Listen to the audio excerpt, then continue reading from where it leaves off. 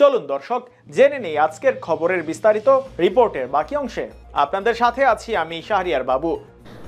2024 টি-20 বিশ্বকাপ আসর শুরু হচ্ছে আগামী মাসে 2 তারিখ থেকে শুরু হচ্ছে টুর্নামেন্টের যাত্রা। এবারে টি-20 বিশ্বকাপ হচ্ছে ভিন্ন ফরম্যাটে। ক্রিকেটের সংক্ষিপ্ত ফরম্যাটের এই টুর্নামেন্টটি ঘিরে প্রশ্নের কমতি নেই ভক্তদের। টি-20 বিশ্বকাপের এবারের আসরে অংশ নিচ্ছে 20 দল। বিশ্ব ক্রিকেটের সর্বোচ্চ নিয়ন্ত্রক সংস্থা আইসিসি সেই 20 দলকে বিভক্ত করেছে 4টা গ্রুপে। প্রত্যেকটাই গ্রুপে রয়েছে 5টা করে দল। টি-20 বিশ্বকাপের এই আসরটা অনুষ্ঠিত হবে 4টা পর্যায়ে। গ্রুপ পর্ব, কোয়ার্টার ফাইনাল, সেমিফাইনাল এবং ফাইনাল। কোয়ার্টার ফাইনালকে করা হয়েছে সুপার 8-এ।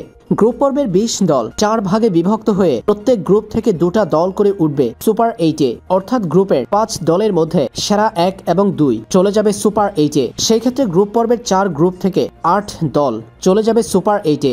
সুপার 8-এ গিয়ে 2 ভাগে বিভক্ত হবে দলগুলো। সেখানে হবে 2 গ্রুপ, অর্থাৎ 4টা দল করে থাকবে 2 গ্রুপে।